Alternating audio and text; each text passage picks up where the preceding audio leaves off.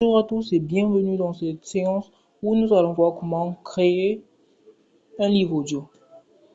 Du coup, on va voir ça en une seule minute, en 5 lignes de code. Vous allez voir que le langage Python est tellement simple.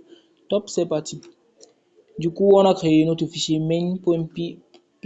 Donc, si vous n'avez pas encore eu l'occasion de faire des formations sur le langage Python, je vous conseille de regarder les tutos en langage de programmation Python pour mieux comprendre comment j'ai fait pour créer ce fichier et tout.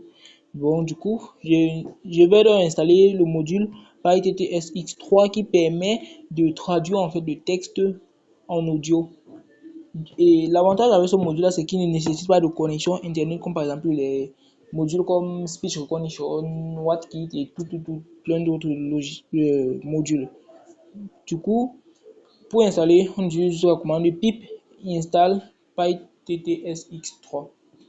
Quand nous sommes sur l'invite de commande ou bien que nous serons sur l'invite de commande, le terminal de Visual Studio Code. Du coup, on utilise donc, on importe, qu'on a installé, on importe donc pyttsx3. On peut par exemple créer une variable qu'on appelle par exemple texte, ou bien on donne le nom qu'on veut. On met par exemple, on met ce qu'on veut à l'intérieur. Je peux par exemple dire Jésus est ma vie. Maintenant donc, on crée par exemple une variable audio qu'on va par exemple, on dit à pytt, donc on va initialiser en fait pyttsx3. On l'initialise, c'est-à-dire la voix de synthèse, on l'initialise. Puis on dit qu'on utilise dans la méthode ou la fonction say et elle prend en paramètre un message, le message bien sûr qui est une chaîne de caractères.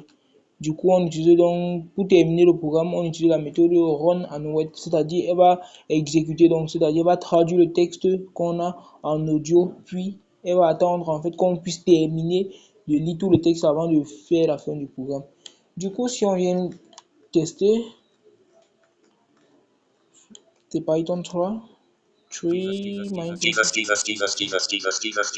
ah désolé, j'ai pas enregistré.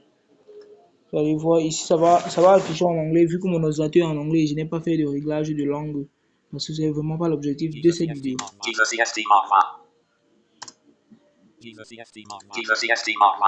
Ça dit Jesus is my life. Merci bien.